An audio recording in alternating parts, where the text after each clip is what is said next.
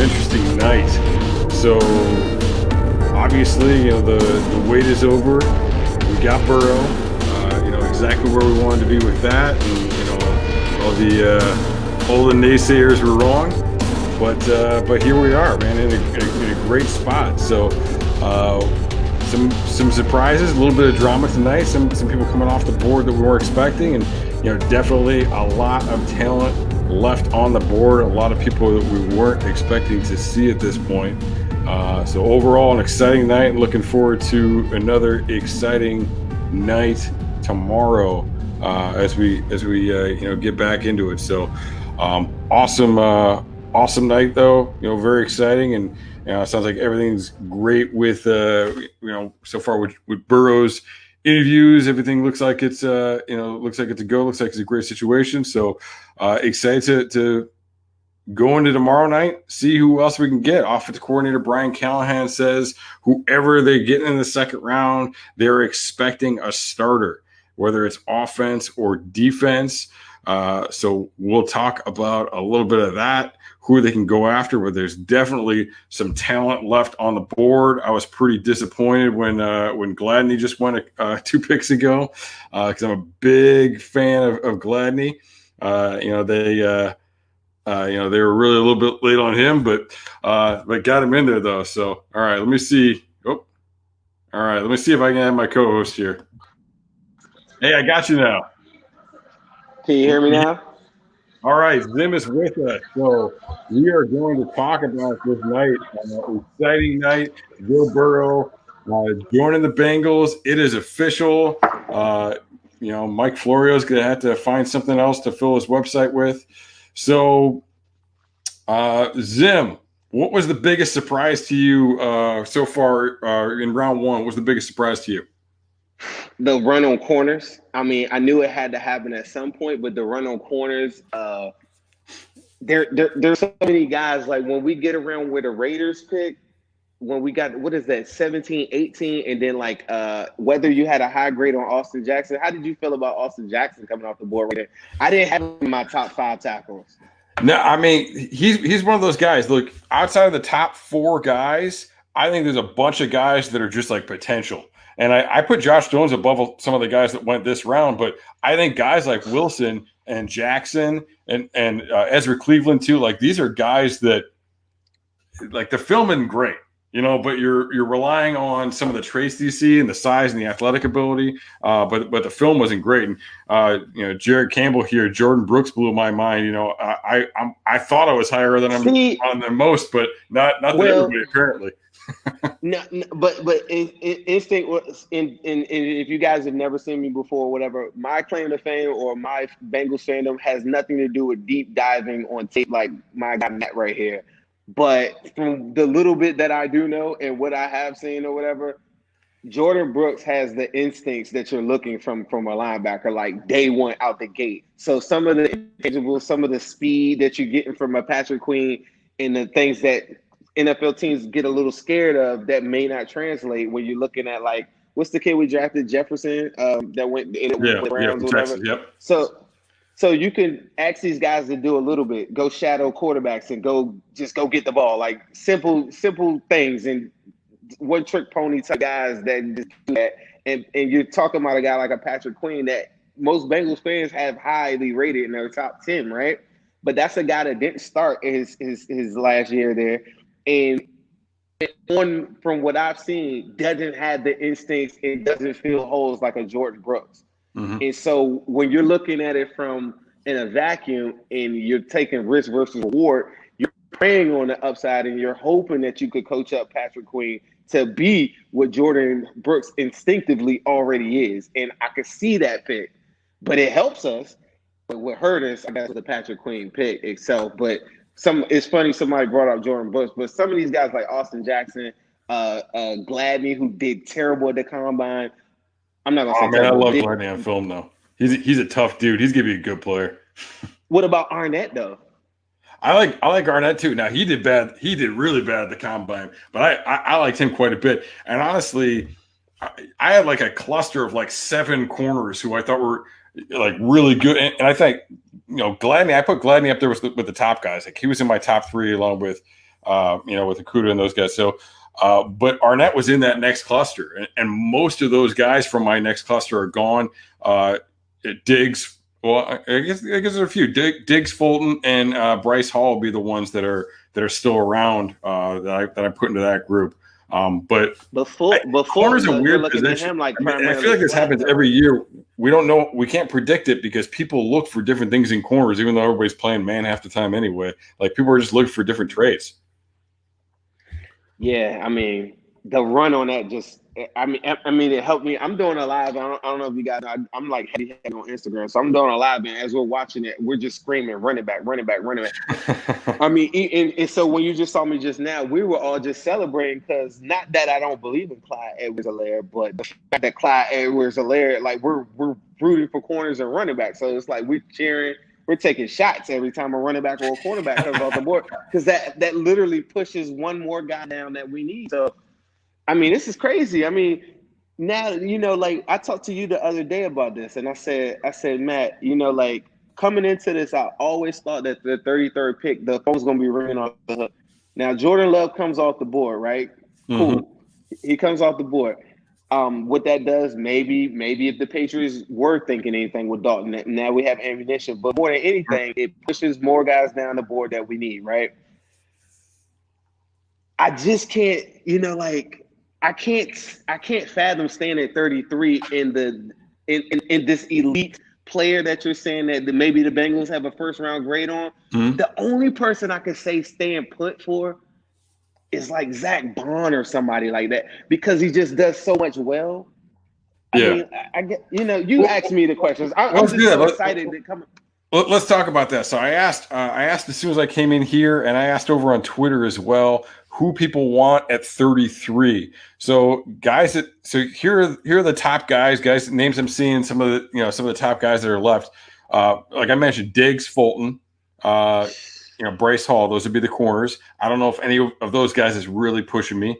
Zach Bond. But that's so far, that's three guys that collectively WhoDey wouldn't be mad at. Keep on going. Zach Bond. 4. You got Epinesa. Gross Matos. Not everybody's cup of tea, but a guy that just said that. I just said that. How do you feel? I think so. Him later on. So Bond's a true edge. He could be a stand-up guy. Maybe he can play some linebacker too, but we haven't seen a ton of it. He did it during Senior Bowl week. But Epinesa and Gross Matos are kind of an inside-outside defensive lineman. So they're a little bit different. And then one of the more popular ones, and somebody Bengals fans have wanted for a long time, and nobody believed me when I said he wasn't going round one, Denzel Mims.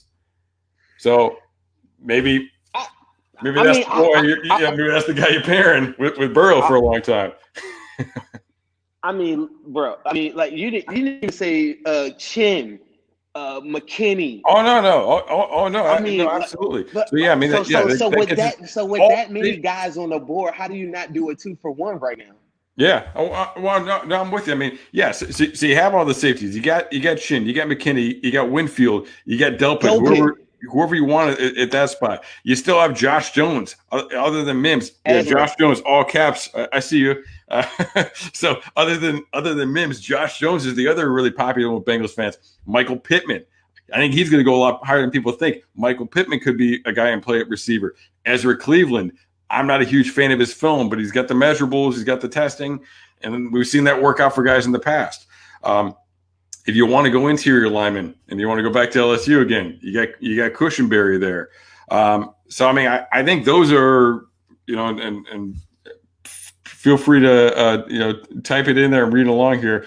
Anybody else? I want to hear from the people. I want your people to tell us right now, what the hell should we do at 33? As we're talking, as you're regulating this party right now, because we're still keeping this thing going. I don't even know if I can sleep. I want to know. I like Marlon Davidson, by the way. I got one from Marlon Davidson. I like what's the D tackle from TCU, Blacklock. But I mean, the DJ Reader thing kind of. But this is my theory though. If I got 15 guys, I got 8 guys that are still on the board currently right now that I have a first round grade on. Right, me personally. If I got 15 guys that I know that WhoDey isn't going to be mad at and they fit in with our scheme, Why am I not trading out of that pick right now to go get 2 of those guys right now? I can get to the middle. I've looked at 4 teams that have 2 second-round picks. Mm-hmm. I think it's the Titans, the Eagles. Somebody's got to correct me if I'm wrong. The Bears have 2. Bears got 2. Now I think now the Seahawks Patriots have 2, 3. or they did come into it, and I know they didn't move in this draft. The Seahawks have 2. They're probably not going to come all the way up here because they just took a pick. They're the only ones that are really like in range because to get two second-round picks, somebody's got to be pretty desperate to be giving up that. And unless somebody's in love with Jalen Hurts, I don't know if anybody's going to be that desperate. Right. You know what I mean? Because why do you do it other than for a quarterback? I don't know if Josh Jones motivates anybody that much. I see Cole Kmet on here. I mean, we just took a tight end last year, and Cole Kmet, I don't think he's any better than Drew Sample. I'm sorry. And I wouldn't go tight end anyway, but I don't think he's very dynamic. I think he's just kind of ham and egger. There's a good. I mean, and correct me if I'm wrong. Didn't the Patriots just pick up another second? Yeah. So they didn't have a second, so they traded back into the second. Okay, so they have a second. They have three thirds with their compensatory picks, and I don't know how many fourths they have now, but they picked up a 4th the other day in the Gronk trade, so they've got a couple of 4th-round picks. I mean, so there's an opportunity for something like that. I don't know. The way I'm looking at this, like, Bond's a little light, so I could see why you wouldn't be excited about him. I think you're pretty excited about. I think the fan base would embrace him. What's that? I think the fan base would embrace Bond like really easy because of his motor. I like him. I'm just saying, like, if they're saying he's a little light and they don't know about projecting him to linebacker, like I guess I get that. But yeah, I'm with you. So I mean, I don't know. Bond. I'm a big fan of Epinesa too. Bond, Epinesa, Mims, Josh Jones. I mean, if we could trade back a couple, but still be in range for one of those guys, I'm all about it. But I don't know. I mean, a lot of people were in this fan base were very excited about the idea of Denzel Mims, and a lot of people are very excited about the idea of Josh Jones. So, and there's definitely potential. You know, if you trade down even a couple picks for one or both of them to go, and we saw that last year. We traded down because Dalton Reisner went right in front, and then we ended up taking a tight end. So, I mean, Dalton Reisner was a good starting tackle this year as a 2nd-round pick, and could have had him. You know what I mean? So, I don't know. I'm a little wary. I'm a little scared of moving too far back. You know what I mean? Yeah, that's what I'm saying. I'm just my mind's racing. You know, I need to reset like what I had like this little whiteboard, and I was like racing it off as I went along. But I need to kind of reset and kind of look at this up because you do make a really, really good point. That's the point that I was making to these guys that I was on my live with, is that there's nobody that I absolutely have to have right now. Like, I have to have guys went off the board when Patrick Queen went off the board. So I don't know. Like, to me, like I said, I get if people aren't into Bond, but I think Bond's a pretty awesome prospect right there. And then maybe you can play some inside linebacker too, but you know you're going to get something out of him as a pass rusher. His size might be an issue.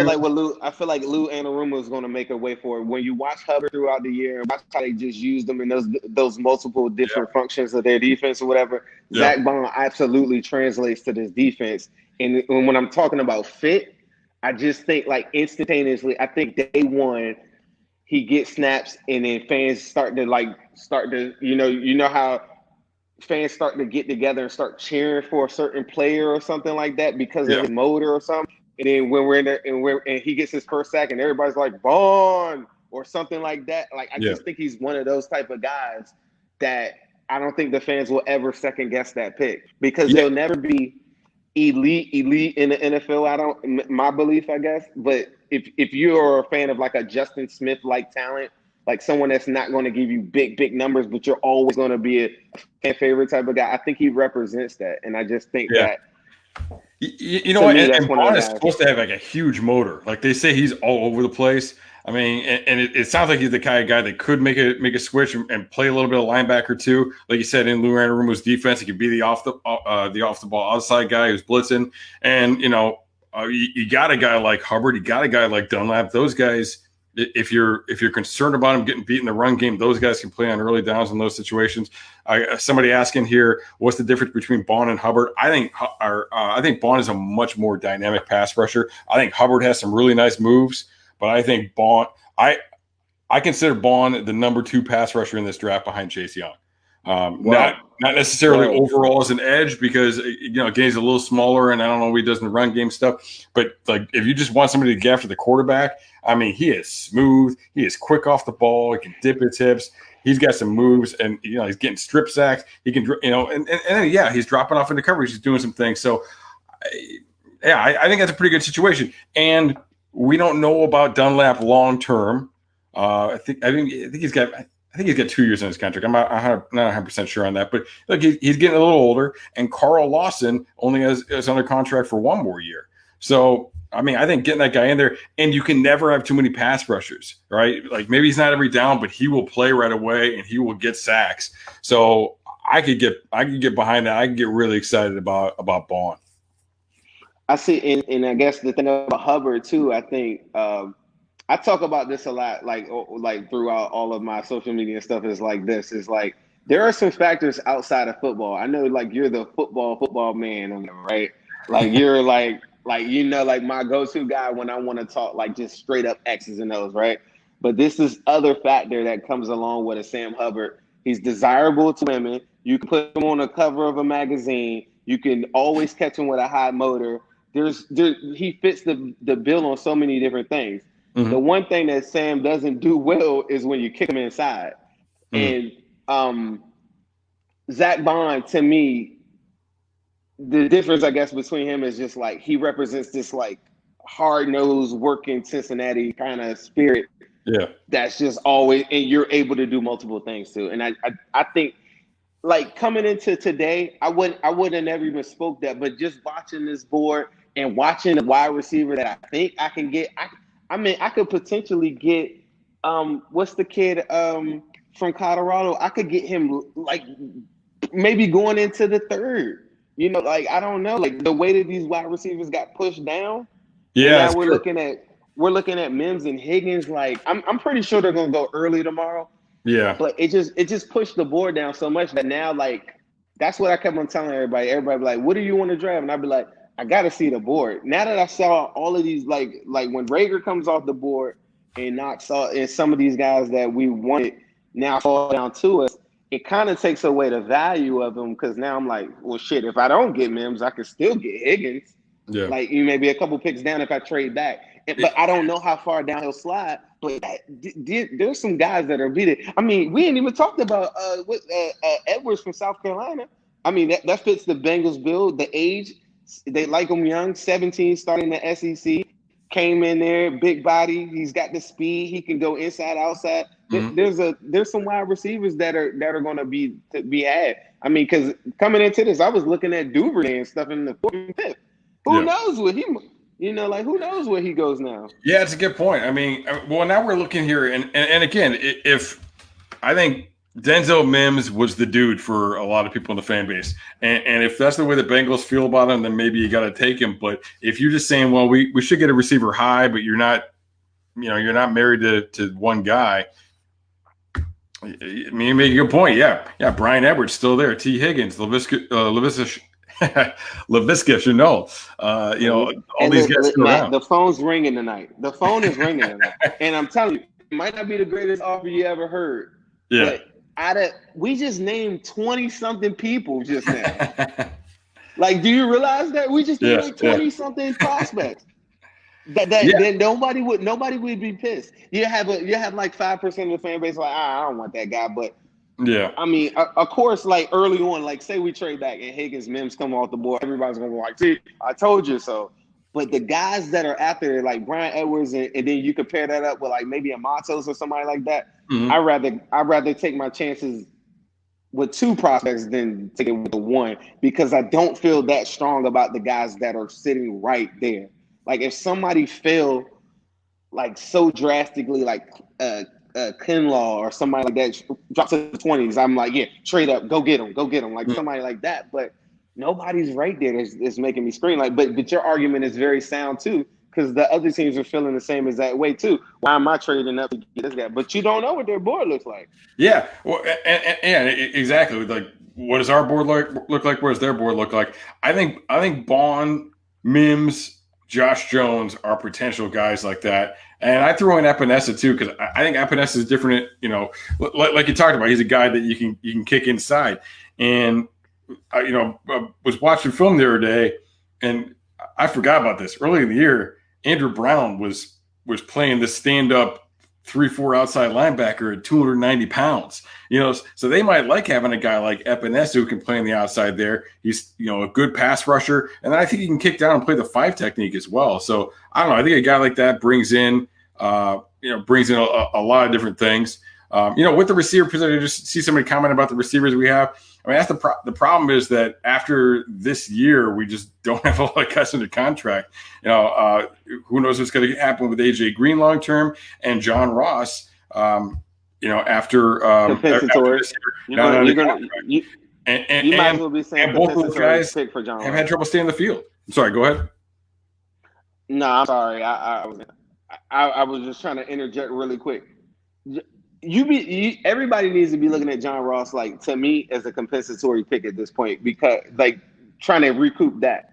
Because at this point, if he plays really, really well this upcoming season, they're not going to have enough money to sign him to a suitor out there that comes along or whatever. If he plays really, really bad, you pick up his option. So now he's just going to go out there and go get a 1-year prove-it deal to somebody. So John Ross is gone to me. Yeah, it's catch-22, really, and then you're hoping whether he does good or bad. And if AJ is good, they will sign him. If AJ is good and AJ is healthy, they'll sign him long term. But that's going to eat up a lot of money too. And then you can't re-sign Ross. And there's no scenario in my mind that John Ross stays. Top guys, Boyd's good, but Boyd's good at what Boyd does. Like, you need another guy on the outside, and let's say that happens. If Ross goes, and then you got Boyd and you got Green, you need somebody with some speed that can take some pressure off of AJ Green. And I mean, defenses play this team differently when John Ross is on the field. Like, you can say what you want about drops and his injuries, but when he's on the field, man, like, they have to respect it because they know how fast he is. Listen, if I didn't have a Joe Burrow jersey right now, I would have a John Ross jersey. You're talking to the wrong. I am the John Ross guy. This is my John Ross chain. All right. So if you're watching this live and you've never seen me before, this is the John Ross chain. When John Ross was drafted, I got a John Ross chain. It says I move at 4.2 speed through life. Right. That's who I am. I'm just telling people the real. I don't give a damn about the drops. I'll take the risk. I mean, I'll take the boom over the bus all day, or what he does just to keep defenses honest. I remember I was at I want to say it was like one of those Monday night Steelers games or something like that. The coverage on AJ Green was so disrespectful to, like, this is like Brandon LaFell days, right? opposed to the game when Marvin Lewis, what was that, 2018? Marvin Lewis should have been given up. Mixon goes off in the first half, and then they don't give it to him in the second half or something like that. Yeah. The way that the coverages are in those two different games, I mean, it's like if I could look at film with you, and I'm going to highlight these two. I'm going to give you the links to these two games. Yeah. If I could look at film with you on this game, my grandmother could be Matt Minich Jr. if she sees the coverage in this game, because the safeties are so dishonest when John Ross isn't on the field, and they never recoup from Marvin Jones. And I think if you're one of those guys that say, well, I need Marvin Jones back, then you'd be screaming for Denzel Mims tomorrow. Yeah, no kidding. And that's interesting too, because, like, Ross is the speed guy. Mims, like, he ran well at the combine. He didn't play quite as fast as he ran in the track, but that's kind of a good thing too, because it means he worked really hard to get to that level to be able to run that way in the track. Like, so that's an effort thing, and that definitely counts for him. But he's a little bit more like a Marvin Jones, where he's fast, but he's got some size too. And I mean, Mims gives you something really interesting on the other end there. And again, you got to account for. I mean, it could go either way. If AJ can't stay healthy and they're not going to bring him back, maybe they pay Ross whatever, but you still need that other guy. So I don't know. Like, it depends on their evaluation. And people have pointed out before too. Mims played at Baylor. Our receivers coach was his breakout year as a sophomore. Bob Bicknell. So there's a connection there. There's a tie there. So at the end of the day, it becomes Mims. To me, it's Mims, Bond is one of those guys really excite you. If not, you can trade back. But if they all excite you, then maybe you can trade back a little bit. But how much? It's hard to go back. It's hard to go back just a little bit. That's the problem. And because how much is too much? And Callahan, Callahan came out and said in round 2 we're getting a starter, like offense or defense, but we're getting a starter. So, what does that mean? I mean, I don't know if Jones is starting over Bobby Hart in year 1. To be honest with you, I don't know if Mims is starting in year 1, and Bond is probably more of a rotational type of guy. So, did he mean year 1, or did he just mean long term? I don't know, but just something to think about with that. But this is the argument for Mims. One of my biggest fears is that, so they come out with a statement earlier. They said they're absolutely going BPA. If you remember the Tyler Boyd draft, we're sitting there watching Laquan Treadwell. We're watching Will Fuller. We're watching all the guys that we want to go off the board. We were forced to pick Tyler Boyd, right? I never want to be in that position ever again, because it worked out all right though. It worked out, and that's the one thing. And all these guys went like the top, went the first round in the top of the second, and Michael Thomas and Tyler Boyd were the dudes in that draft. They killed it. But I'm working in that's the hindsight, right? But prior to that, at the time of the pick, that wasn't like, there were, like, my partner Ace, he loved him. I was not one of the guys that loved him, because all the guys that I wanted, like even what's the kid Dotson? I wanted Dotson. So many guys that was up there too. Yeah. Man, it was so many dudes that was like loaded, and they all went off the board. So Denzel Mims represents, and I think I heard Dave Lapp say this too. You get him in the system, you get him in there, and say what happens. One of the things that I like from this free agency period or whatever, besides the fact them just spending money, is that they're no longer saying that we're just rolling out there with our starting lineup. Mm-hmm. I believe that now we're getting into this position where now we're saying, okay, now we're getting close. We're getting close to a fringe depth type position where, if Mims comes in and he balls out and catches 30-something passes and gets 600-something yards or something, that will be amazing. But if he doesn't and he gets in our system, and now we have an insurance policy for AJ Green or whatever, now we don't have to go wide receiver next year. And that's what he represents to me. So a lot of people say, Zen, why do you want wide receiver? We're loaded. We're not. If you're thinking about like what's to come, because even in a perfect scenario, John Ross goes off, you're not going to have enough money to re-sign him and sign AJ Green. So to me, the play is lose him in free agency, get a 3rd-round compensatory because of his high draft pedigree and the success that he's about to get. That's the play that I think the Bengals were going to get into. I think they're going to start getting into the compensatory stuff coming up this upcoming year, since they didn't get any this past year. And some of these free agents that, like, you're talking about, like a Dunlap and stuff like that, when we get to the end of those times, like, I'm thinking way too ahead. But that's the pick. I mean, we're going to think about that, because hopefully the free agent spending continues, and with a rookie quarterback contract, we've got a veteran quarterback contract right now. But once that veteran is gone, either way, Andy Dalton's gone next year. All right, like maybe he sticks around this year, but he's only under contract for one more year, so that opens up money. They should be spending money, which is going to result in them not getting as many compensatory picks necessarily. But no, I'm with. I mean, it'd be great to have some more picks. I'm with you on that for sure. Well, speaking of Dalton, let me ask you, what's your play on Dalton right now? I don't. Something might happen tomorrow. I don't know. Who's throwing anything at you? Who's the suitor? The Jags, the Patriots? I can see either one. I mean, I honestly, the Patriots are starting to pick up some more picks now. It's interesting. They didn't take Love, which means they feel pretty good about Stidham. So probably means they're not looking quarterback in the draft. Are they going to go into it with Hoyer? I don't know. I really have trouble thinking that Hoyer with the team that they have around them is and Stidham or what they're going to go into the season with. Even if Stidham's a long-term answer, I don't know. It's different to me than Tom Brady taking over his second year. They still have Bledsoe around. I don't know. I think there's a good chance that something can happen with that. I have not given up on it. I do, however, think that I think that Cam Newton is the problem. I think, and maybe not necessarily with the Patriots. I was going to say not the Patriots though, Jags though. Yeah, because I think if people could examine Cam Newton, like everybody always said, Tom Brady was going to be the first domino. Nobody ever said Andy Dalton was the second domino. All right, like in what line is Andy Dalton getting ready?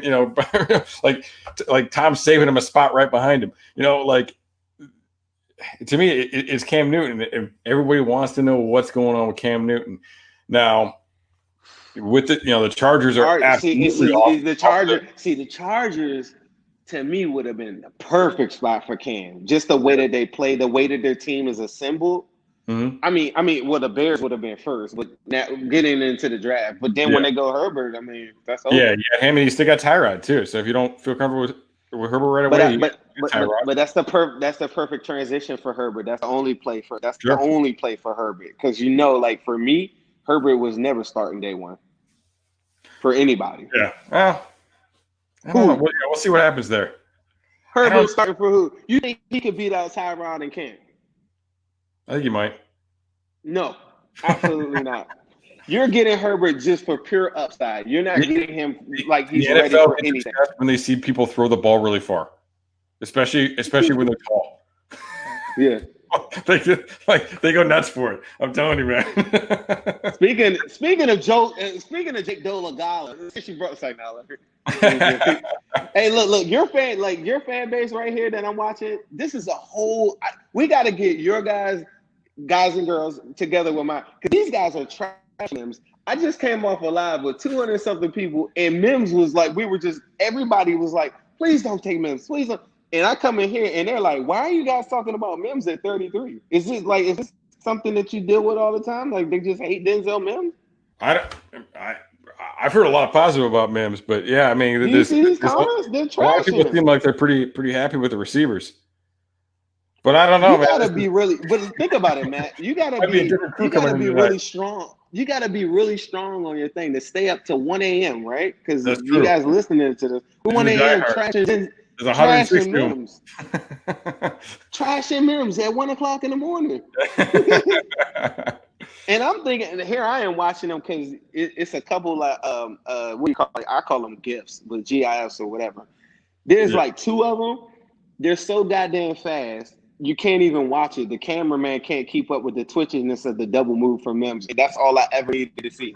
You could go watch highlights for all of these guys, but like there's a couple plays that stand out to me. I'm sorry. Mims, the best thing he does is catch back shoulder fades, and the best thing Joe Burrow does is throw back shoulder fades. So, and if you don't somebody earlier compared him to Galladay. How do you feel about that? I think he's faster than Galladay, but I mean, I like Kenny Galladay quite a bit, but I think Mims has more upside than Galladay does personally. Woo. But, yeah. And we're talking about a clear-cut number one NFL wide receiver right now. But I mean, we're just saying upside. It is what it is. But and don't get me wrong, I like that guy a lot, and I loved him come out. And that was the John Ross year. I didn't want to take a receiver round one because I thought we could get a started with him later on. I love the Ross pick. I was all over it. I went down, I got behind. I mean, I like the speed, but yeah, like that was my initial thought process with it. I was praying. Me and my boy that year. I think I was the guy. Me and my boy James. I was writing for like Locked On or whatever, and me and James. I mean, this is when James Rapine was with Locked On. We would text every day and be like, man, what if we get John Ross? And that happened. We were like, this is a new day. Because, at the same time, like, That's when I feel like Katie and the gang started making a lot more decisions and stuff, and Duke Silver started to get away from Mike Brown a little bit, and Marvin didn't like that. That wasn't his guy. You could tell early on, like inside, like he just absolutely hated Ross, and it was like we were sticking it to him, but Marvin Lewis stuck it to us because he just ruined him. So I think looks like people want Mims to play right tackle and be the punter too, or something. I'm a little confused by what's going on in the chat right now. Sorry, I was making faces while you were talking because I was like, "What is this? I missed something here." But I don't know. Those to me are the guys that, like, if they're excited about one of those guys, I get it. I wasn't a big fan of trading down at this pick, and I've been saying this forever because I thought somebody I was excited about might fall, and I think there's a few guys I'm excited about. So. If you trade down a couple, I'm okay with it, but I kind of rather just take the dude. I don't think you're going to pick up that much from trading down a couple of slots. So you're down, but you're down, just to be clear to the people, Josh Jones, Bond, and Mims. Those are your three. Those are the three that I get. And honestly, I think Josh Jones has potential. I don't love him as much as a lot of people do.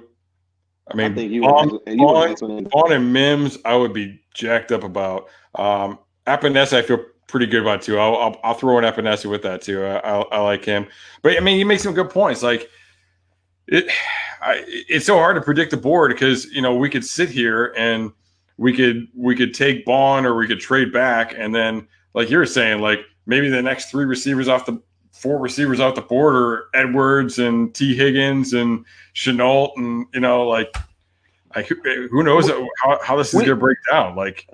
Like my board is totally different than the average Bengals fan, I think. And I think I talked a lot of people into people. Like I'm a big Willie Gay fan. So like some of these guys go off the board. Like I'm mad at the Patrick Queen thing just because he goes in the division.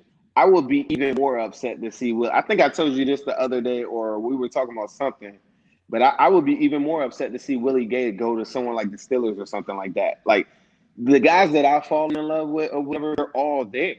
And that's why I just don't have an attachment to 33. Like my world is not shattered if Mims is gone. I'm still come back and get Brian Edwards. I'm gonna still go back and like. And, I feel like we mentioned linebacker. I mean, so you're big on Gay. Do you think? I mean, where do you think it's appropriate to take Gay? Coverage. I would take Gay if I could back up to the middle of the second. Okay. And then yeah. Okay, for sure. Yeah, I don't think he'll make it to the third. I think he's the next linebacker off the board. I don't see a lot of difference with Gay and with Davis Gaither. I mean, they're different. Don't get me wrong, but like just the ability. Logan Wilson, like there's a handful of linebackers that I feel like they're in the same cluster for me. And I get if you want a certain thing, maybe you're Gay's probably a little bit better in coverage than some of those guys. Logan Wilson's probably the better tackler. Davis Gaither's probably a little bit more athletic. So if you're looking for a specific trait, you're looking for a specific person, but I don't know. Coverage, dog. He punched the quarterback. That's what I'm looking for. One of those guys. That whole story was never out, but you know how that goes. Like something happens, and all of a sudden the stories he punched the quarterback, and it probably wasn't something good, but it could be something like he got pushed into him, or you know what I mean. Like like I'm not saying he's innocent. Don't get me wrong, but I'm saying maybe he wasn't actually trying to punch the dude. I mean, there's probably a little bit more going on, or you know how it goes. Like something's starting to go on, and then somebody steps in front and makes something. I don't know, man. Like. Crazy stuff happens when people try to mix it up. One thing, because I don't have the ability like you to deep dive in film, I fall in love with a lot of personalities and different mannerisms and how I feel about who are alphas and who are just people that have to absolutely like. One of the things that drew me to Joe Burrow, I mean, this is November.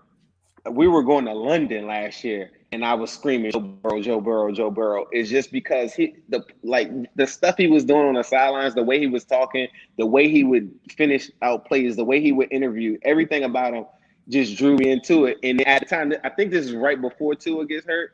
I'm just like, that's not a guy that I think could succeed here in Cincy, just because I feel like there's so many things that could have to go right.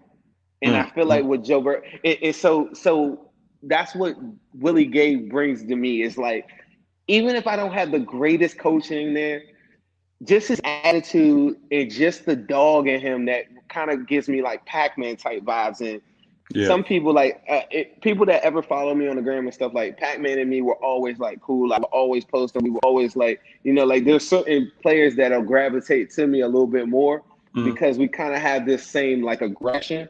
If you've ever seen me watch a game, it's really, really intense. Like I'm ready to punch. I'm ready to punch. I might run out the room. I might run out to the street. And some people don't like that stuff. Some people absolutely like, just shut up and let's watch the game. And we have these arguments where, like, well, it's a team game and it's one in church. I'm like, yeah, I need all those guys too, but I need some. You're a big Dre fan too, aren't you? Huh? Are you a big Dre fan?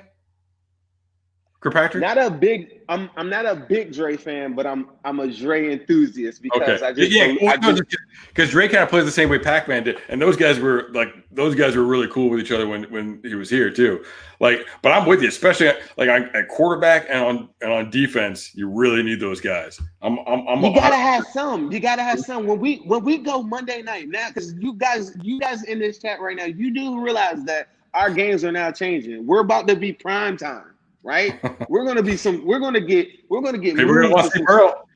We're gonna get moved some slots, and you can't just have just guys that are systematic people that are just working within the system. You got to have some guys that can go a little off script and make some plays that some guys are just not able to make. And Willie Gage, to me, just embodies that, because I could take all the measurables in the world and I could give you an Ezra Cleveland, right? But that doesn't necessarily mean that he's gonna have that dog in him.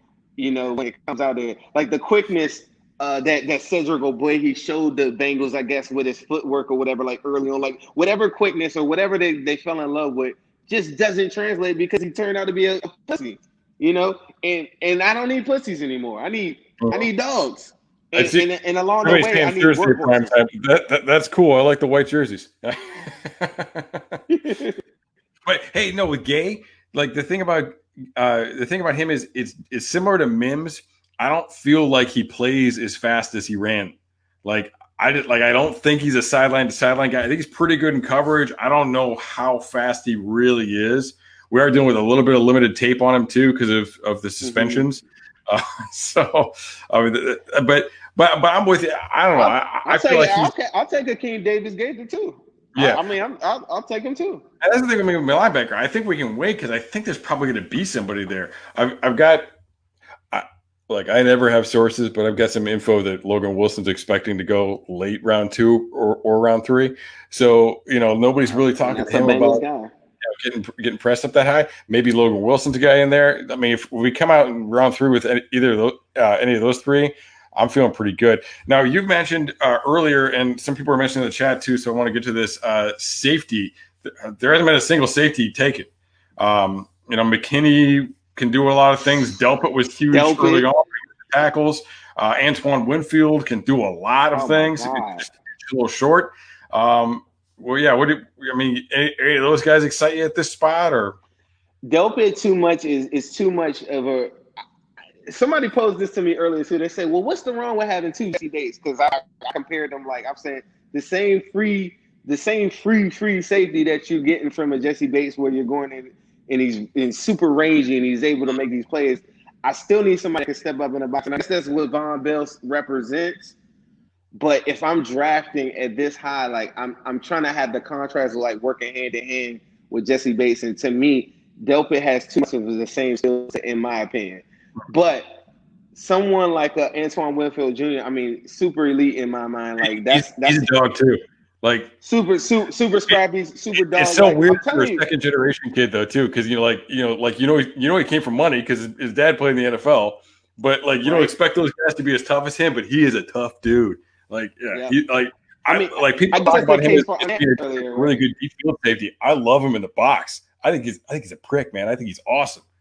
Yeah. Now you don't have to sell me on I've probably done 4 mocks and 2 of them that was the pick, like that, but keep in mind when I made that pick, a lot of these guys that we're talking about were off the board, and that's what's crazy. But if I'm in that, I mean, I'm happy with all three of those guys. I just out of those three, Delpit, I feel like it's too much of the same player as Jesse Bates, and I don't know. I don't know how that would work. I think he's a deep field guy. Yeah. And Super it'd be deep, good too. like, but see, you did get Von Bell though. We can use Sean Williams a little bit more for his versatility, play him a little bit more back. I think people don't realize how much we played three safeties last year. And I mean, it was a lot. Fedge and Brandon Wilson were in there quite a bit. And generally they were the deep field guy, and Williams was down. So, I wonder if Williams will be playing backboard with Von Bell, as an option here. But and then another comment in here: need to protect QB with this pick. So I mean that gets us back around to Josh Jones, Ezra Cleveland, Lloyd Cushenberry.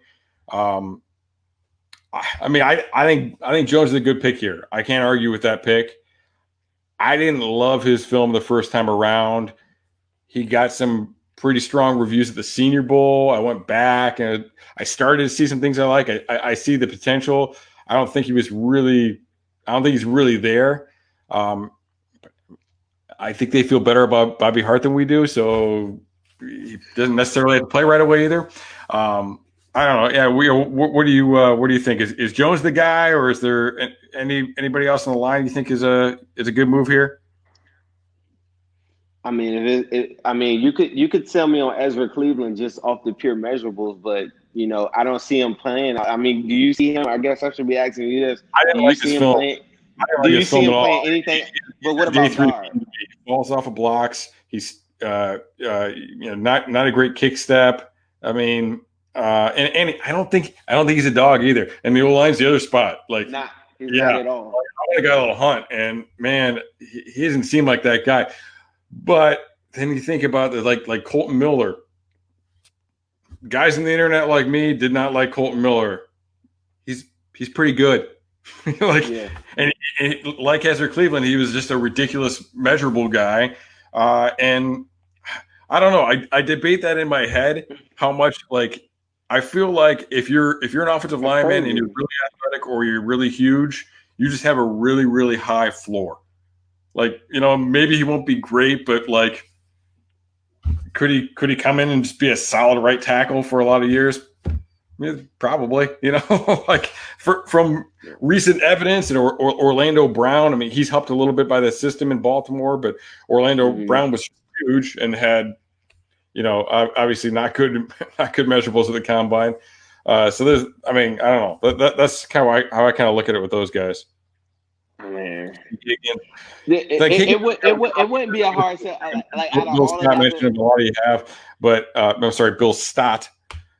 So I mean, Higgins could he could be that guy too, and he just ran for me. You know what's so crazy? His vertical was short.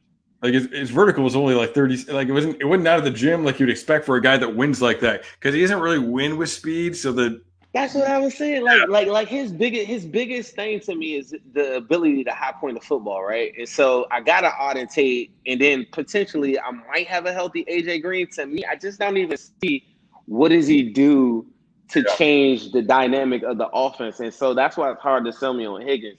But you can sell me on speed. I feel better about Mims than I feel better about Pittman. I think the NFL. You can sell me on Pittman. You can sell me on Pittman, Edwards, and Mims right now. I wouldn't be mad at I think Edwards might be a little bit earlier than what people think, but just because of his age alone kind of pushes him up a little bit further. But you made a really good point about the Ezra Cleveland thing, because that's exactly what I was thinking. In the Colton Miller comparable, that's exactly how I feel about him. Last year, it doesn't do anything to to make me feel any better than what I did about I guess the question is there any possibility he could be moved to guard? Who are we talking about? Ezra. Oh, okay. Sorry, I was on the Colton Miller. You said Colton Miller, and it got me all turned off. Yeah. I don't know, because again, I don't think he's a fighter, and like you want that even more at guard than tackle. Like you want a people mover, you want to, like, and I mean it's good because he's athletic and he can pull around, but man, you want a grinder in there, and I don't know, I he's the one I struggle with the most. A lot of these guys like Austin Jackson, Isaiah Wilson, these were huge dudes that went in the first round, and I can see it, even though it's not necessarily the potential is not necessarily on their tape. But Ezra, I have trouble with, and he's a guy nobody was talking about before the combine. He flew up after the combine. Mims, now I liked Mims a lot before the combine, but then I think people pushed him really high up, and I don't think the NFL likes him put as much as we do. I could definitely see him going early in round 2. But because honestly, I had like a late round 2 grade on him before I saw him run. So maybe other people did too. And then like Edwards is another one too. Like he's a tough read because of what he did, and like somewhat limited offense and like a lot of short passes he was like there's a lot of weird things with him. Somebody asked, what do we not like about Pittman? I like Pittman. I like Pittman a lot, and honestly, it would surprise me, but maybe it's because he's not getting a lot of buzz. But I could definitely get on board with Pitt. Even here, if they took him at 33, I'd be like, all right, that's your dude. I trust it. Because I think he's really good. I think the people that will go against it are people that just probably go on fan speak. Like the average Bengal fan is probably done like 1 or 2 mocks themselves and just seen a bunch of mocks. So then when you're looking at looking at some of these guys that are still there, then people are saying like, okay, yeah, I like Pittman, but when I was doing all my mocks, he was always there. So it like then you start getting fans feeling like they're reaching, and I don't feel like it's a reach. But no, I'm with you. And I mean, we were there. There was the tweet a couple of days ago that like we don't know as much as we normally do, and the mock drafts from the media are off because of limited communication between the media and the NFL people. I interviewed on my podcast a few weeks ago Greg Cosell. Greg Cosell loves Michael Pittman. Mm-hmm. Like he didn't come out and say this is one of my favorite guys, but like he gushed over Michael Pittman. So I mean, I think the NFL is higher on him than we think. I think the NFL is lower on Mims than we think, which is evident by the fact that he's still here. Because a lot of people thought there was no way he was going to be here. So you kind of gauge those things a little bit. And at the end of the day, what matters is what do the Bengals think. It doesn't matter what anybody else thinks. If one of these guys is a dude on your board, if they're at the top of your board, then you go for it. And any of those receivers we talked about, or Bonner, Epinesa, Josh Jones. Yeah, I mean, I like any one of those guys. So when I mentioned Pert in the third, I love Pert in the third. I think Pert's a dude. Robert Hunt. I Robert Hunt maybe more like day 3, but I like Robert Hunt quite a bit too. He's a people mover. So I mean, there's some guys here. Gross Matos. No, I can't read that. Gross Matos. Third. Ooh, I don't like Mooty. Yeah, Moody. See, now I can hear like now they're talking like 4th. Yeah, at the combine, then he had more bench presses than any other lineman too. So that's another thing. I think a lot of people that follow me, they're like, "Well, I mean, he's strong." And then they're thinking about what's the O line coach for us before Pollock. What's that? What's the O line coach before Pollock? Before Frank the Tank Pollock, what was the guy that was here for like 15 years? Oh yeah, Alexander. Man, I forgot about Pollock. He was here for like 2 seconds. I was like, Pollock. Frank the Tank. That was my guy. Yes, Turner. Yeah, somebody just commented Turner, but yeah, it's late. It's past my bedtime. You know what it is. I told Ace this. I said before I saw what you ever looked like, I just always envisioned you to just look like Frank the Tank Palmer. You thought I would? Yeah, because of the deep voice. I had never saw you, so I was like, man, I bet he looks like Frank Pollock. Because doesn't Frank Pollock look exactly like what he sounds? Have you ever seen Frank the Tank?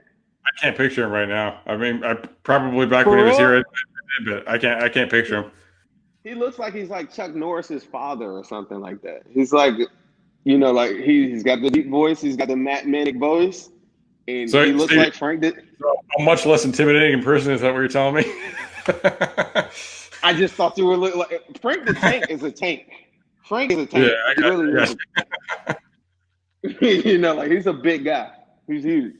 So let's shift gears here for a second. Let's talk about the rest of the AFC North. So you mentioned Queen going to the Ravens. We're not pleased about that. Heartbreaker. That was then, to me. Isn't that the biggest thing that happened to you in the whole? Like, what did you learn from the? I don't want to take off of your question or whatever, right? But what I learned. what did you learn? Like, what is the biggest thing that just hit you? Like that you felt like it's got to be Patrick Queen, right? It's not. You didn't really have him graded that high like that. Like, it's Jedrick Wills going to the Browns. Like, oh, like that's exactly the Okay. position they needed. That's a top guy at it, and he fell right into their lap. Oof. Okay. I don't know. I'm a little concerned about. I don't know what's going on. Like, it's a new staff in Cleveland. Maybe they won't be so ridiculous. Like, maybe they'll figure some things out. So somebody said then, Chuck Norris's father is Chuck Norris. What's that? Somebody said Chuck Norris's father is Chuck Norris. Like that is it. Yeah, that's a good. Chuck Norris. Just then. Look, Chuck Norris has like the greatest jokes of all time. But back to your question, AFC North. I feel like the AFC. I made this during the draft or whatever, and I said the one thing that Joe Burrow cannot control, the one thing that the Bengals cannot control is that they are now in probably the best division in football. And that's something that's always gonna, always gonna be sticking in our side. Like, because defensive wise, I think there's a reason why the Steelers don't have a pick. And you're gonna see that. If they put up points this year, if they put up points this year, I think you'll see exactly why. I have another page on Instagram too. It's like a Bengals versus Steelers page. So the story goes, I win this bet from the Steelers guy. I take all of his followers and take over and I get his page. But me being the nice guy that I am, I say, hey, let's just collab on it. We'll talk trash back and forth. So we have this page on Instagram. It's called Zim versus Stu Jr. because I think that's like some Steelers shit that they talk about for people that were 6 rings. I don't know, some crap. But anyway, they don't have a pick, right? And so the reason why they don't is, because they went and got me or whatever, right? But their defense is legit. And if they put up points, they're a big problem. No matter however you want to say it. Like, if they come and put up points, that's a team that is going to be absolutely like good for them. They figured it out. Minka was the piece. They went out and got him.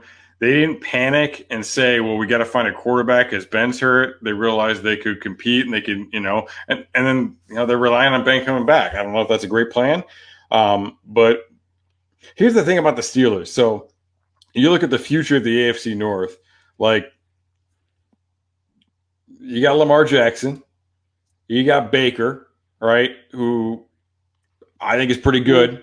Let's give him another year, see if he bounces back. And you got Joe Burrow, and then you get the Steelers. So on paper, it's like, woof, but like they know how to build a team there. Like they will always build a team really well, and just because of the way they're built, they're going to be tough. Like you said, they're going to be really tough. Even though you're looking at it and you're like, well, like the future. I mean, we've got potentially. And again, I realize people are down on Baker, but potentially 3 of the most exciting young quarterbacks out there. Look at how about this? How about this is insane to think of. You got these guys in the AFC North. You got the AFC East with Josh Allen, Sam Darnold, and now Tua, right? And who are the odd men out? The Patriots and the Steelers. How insane is that? like how things have just been flipped on their heads. It's the birth. Like I posed this question earlier today. People say, somebody was a Saints fan or something in my live or something like that earlier or whatever, and he's talking about Drew Brees or something like that, and I'm like, go and look. What were the Saints before Drew Brees? Go look at what were the Packers before Favre. Like what are these franchises? What are the Patriots before Tom Brady or whatever? You'll find there are a lot of similarities with the Bengals if you want to talk about money, if you want to talk about cheap owner and all these different things like that. Like there are a lot of similarities with these teams, especially the Green Bay Packers. Mm-hmm. And I'll tell you what. Like you mentioned that about the Saints. When I was growing up, I mentioned in the podcast the other day that I was really into the draft. You know who was like always picking towards the top of the draft? The New Orleans Saints, the New York Jets, and the Indianapolis Colts. Like what happened with the Colts and the Saints? They got a quarterback.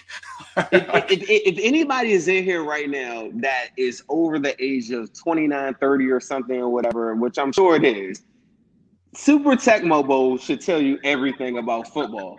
All right, so I know that's the weirdest thing ever, but you could go back and everybody wanted to be Bo Jackson. Everybody wanted to be certain teams on there. You never went and got the Saints. You never went and got the Patriots. Their uniforms were terrible. Everything about them. So that's why today I told everyone that was on my live, if you guys ever seen me on Instagram, it's Zim_WhoDey. But if you go on there, I told people today is the birth of the Burrow babies, because I feel like there's a whole generation of young kids or kids that I call them kids if they're like 20, 19, 18. There's this whole generation that isn't going to know about the 90s at all. At all. They're going to look at the success that Dalton had with 5 playoffs, like back to back, and say, yeah, I mean, we didn't win a Super Bowl. They'll never know that, like what someone 35, 40 and up is thinking about the Bengals. Like, so the birth of the Burrow babies today, 4/23 is like a holiday to me. Like for the rest of my life, I'll never forget 4/23 because I'll say that's the day that everything changed to me, because what Joe Burrow does. And I got a little bit off topic, but I want to say this because I've never said this to your followers. Joe Burrow represents something bigger than what Chase Young could have ever represented for the Cincinnati Bengals. Joe Burrow represented an institutional pressure that only few franchises ever get the luxury of having. Now, say he doesn't become injuries could derail somebody, anything can happen to this thing. But say he has success, and say it's early success. Look at what happened with Baker Mayfield. They were forced to go, let's go get him OBJ. Let's go get, like, when you get a quarterback that plays really well, some of the questions and some of the things that you guys want, like you want the to go across your screen every time we have a free agency and stuff like that, you'll get it, because the 4-year window of a quarterback combined with the institutional pressure that goes on ownership. Do you know how stupid the Chiefs would look not to give Pat Mahomes a blank check right now? You know what I'm saying? Like, think about that. There's no scenario. There's nothing you could trade. There's nothing you could do. And say he's any bit of a Pat Mahomes. Say he's 60% of what Pat Mahomes is. You have to coddle him and do everything. Like, look at what Matt Stafford has done for the Lions. Like, they tried to do different things. They didn't do enough. But say he had won and took him to like an NFC championship, they would be treating him just like they Aaron Rodgers and all these other. Once you get a quarterback that gives you that success, it puts so much pressure on the franchise. Whether you want to spend money or not, you got to go do it, because the thought of losing that guy is something that your fan base will crucify you for. So a lot of these answers, a lot of these different things, we could talk about all these prospects and everything, but Joe Burrow has success. It kind of makes me feel like Josh Jones. But if Joe Burrow has success, then it just changes a lot of different things on the months to come, just immediately. I think by week 3, anybody that still was screaming Chase Young, I think by week 3, I think it'll be very clear what's happening. Like, I don't know if that's wins, but it'll be very exciting to watch. And I'd rather go down swinging, throwing up big points than some guy throwing it away on 4th and 3. And I know there's a bunch of Dalton fans in here. I know you're in here. But a lot of games that we had to endure, the Thursday night Cleveland Browns game, whatever, the games that he just threw the 4 or 5 picks. What game was that this past year? All these games that I try to erase from my memory because I had them all written down, and I talked so much trash, and I made all these videos about him throwing it away on 4th down. You'll never have to go through that ever again. You'll never have to endure that ever again with Joe Burrow. And it's like, this is a new thing. and everybody's got to get on board with it. And the energy that's going to be when we finally can go to a football game, you're going to see the value of a quarterback as it relates to this whole thing. And the AFC North is so loaded with it right now. It just brings this different energy that you just can't describe. Before, do you know I was at the first game that Lamar Jackson started? I had a contest. A guy, he drove 20 something hours from Colorado. I had a contest. He won a ticket. We sat in the front row. Everybody in the place was ready. They were like, put in Robert Griffin. We don't want Lamar. Ravens fans, right? This is hardball on a hot seat. They're about to blow it up. They're about to blow the whole thing up. And just like that. Look at the Ravens. No, I hear you. You got a lot of fans. You got a lot of fans coming in here too. So just a reminder. So we are both. If you're not regular downloaders, we're both on the regular Cincy Jungle podcast.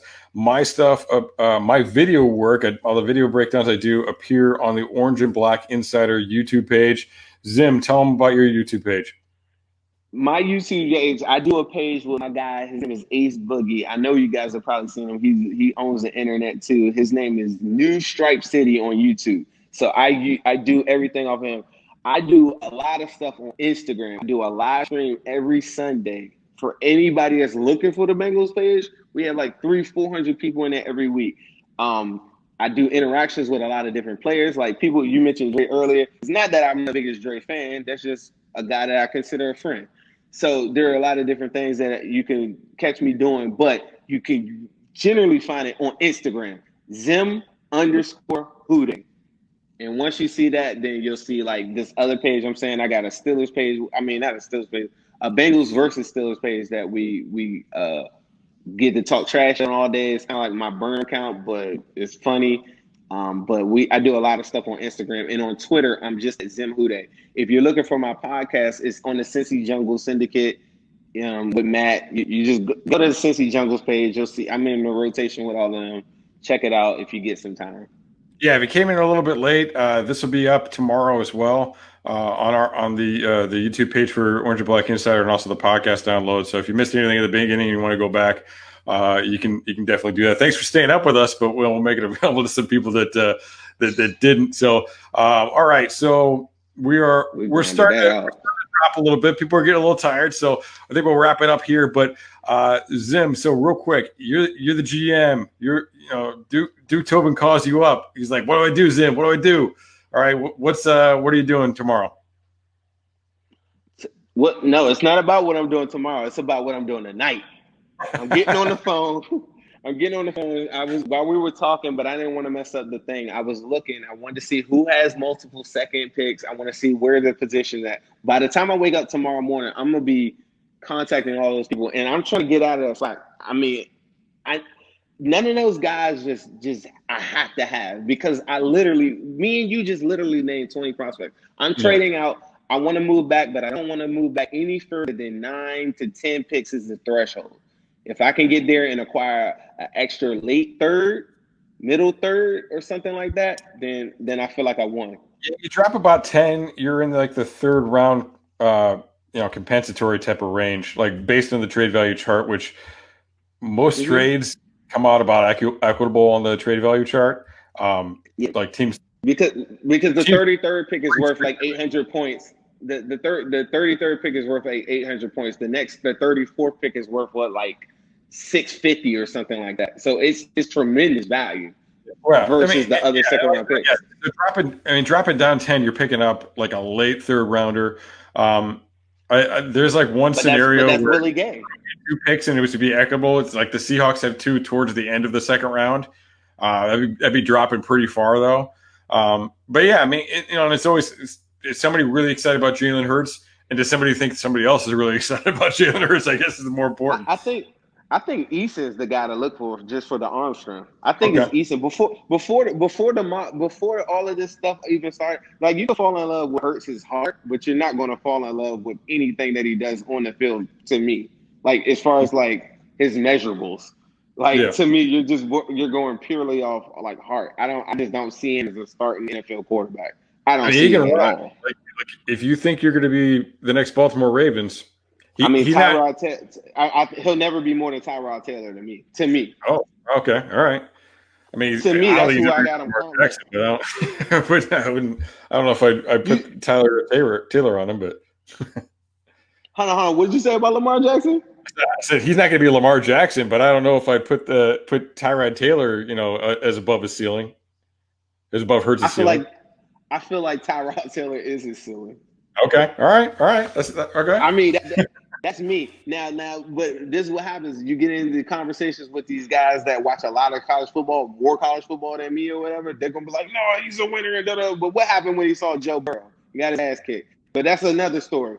But but what I'm saying is, I think Eason is the guy that I think teams you're going to see somebody move up for Eason, not Hurts. Because they're going to fall in love with, like you said earlier, guys that just can throw the ball really, really far. Yeah, and, that's a good point. Yeah, I mean that would be guys him. that look the part and chuck the rock. Yeah, I'm with you on that. Yeah, I was saying he looks apart, and so that's my thing. I'm trying to get a 2-for-1 some type of way. Most of the guys that I like or whatever, and you like too, a lot of those guys are third round targets anyway. I've just picked up another third.